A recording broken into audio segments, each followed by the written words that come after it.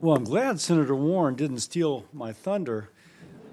I wanted to, because it's our thunder that we're both bijovian, if you will, which is to say that we have a bill that would increase transparency, that would ask that a student who is enrolling in a university would have a sense of how much she or he is going to earn if they complete. What is the likelihood of someone in their situation completing the course? How much debt would they end up with, et cetera. It's been endorsed by multiple organizations, including You Aspire. And it's with Hatch, White House, Cassidy, and Warren. So anyway, Senator Warren, and it really speaks to a lot of what y'all spoke of. By the way, almost all of you, your testimony I agreed with. We need more transparency, we need more simplicity, et cetera. So I'm here not to challenge, but just kind of push the envelope a little bit of our understanding of what you're saying.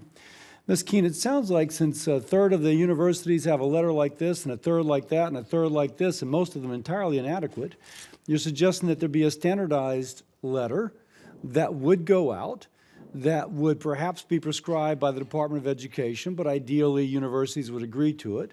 Kind of a good housekeeping, if you will, seal of approval of this is what you can expect. Fair statement? Yes, I want to note that we are very clearly stating terms with federally defined definitions, as well as format practices that show the important equations that need to be clear to students are what is a must. In terms of whether it's an entire exact form, like a HUD-1 settlement sheet, I want to respect that institutions really want to communicate their school and important things that are very specific to their context to students as well. So I don't know if it has to be an absolute required But your form broad categories, which is pieces. Transportation books. My daughter just bought a book for $200. I'm sitting there thinking, $200? Give me a break. So anyway, that said, it would be nice if you had, okay, tuition, fees. If you're in science, this is what your books will count. If you're in art, it'll be the count. Like, you see what I'm saying? Yes, absolutely. That seems like it would give itself to one. You don't have to be incredibly detailed, but it still says it seems like it would give itself to standardization.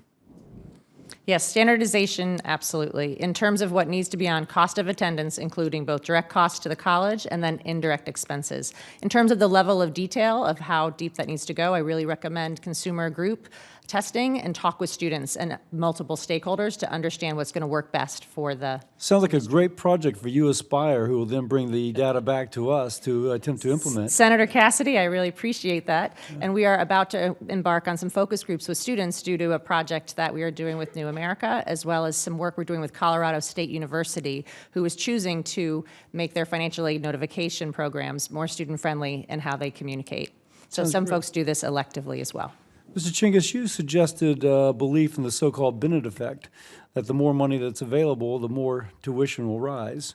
As compared to Tantalus, that the Greek myth in which that which the gentleman wants is always just beyond his reach, from which we get the word tantalize.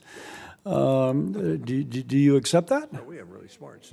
So I think the research on the Bennett effect is mixed.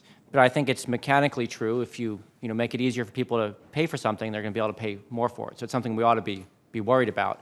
And I think it makes the case for targeting these programs to the greatest extent possible. When we have a universal benefit to lots of people, I think that creates more risk of a Bennett effect than programs that are targeted to achieve particular purposes. Got it. And now, on the other hand, Mr. Arnowski points out very provocatively that really it's not the guy that graduates from med school and then neurosurgery with $200,000 in debt who's defaulting. It is actually somebody who owes $5K and can't make that last payment. Now, a couple things about that, Dr. Arnowski. It almost seems, I bet you, that there is a characteristic demographic. I think Ms. Darkus, I smile, a Philadelphia lawyer, I'm sure you've heard that before, but she said it's people of color, people who are first generation. You can kind of, okay, these are the folks who really need counseling. To what degree could we take this complexity and use big data just to focus it down on saying you are really going to be at high risk of not passing? We had a couple of years ago a great committee. Georgia Southern came in here. They got like a 200-point thing, and they can really guide people through, and sometimes it's a $500 loan that allows them to complete. To what extent is all this complexity boiled down to maybe just knowing which kids we need to counsel? Colleges have done great work with their internal data to understand who's at risk of dropping out and to steer them towards enhanced mentoring resources, tutoring resources, emergency loans. So I think colleges could be helping out When you say, more. I just heard two things. Colleges could be helping out, and that colleges have done a great job. Some have done a great job using their data. All of them could do a great job, and there's a lot more progress to be made. And I'll just finish with this quick question. If that were done, if all colleges did this great job, would we have this panel today? Absolutely, because incomes, earnings, the labor market, it's uncertain. Young people come out, their hours are uncertain, their wages are uncertain. They don't have crystal balls, and there's going to be people who fall through the net no matter what, and we need to make sure they're protected. Thank you. I yield back. Thank you. Thank you.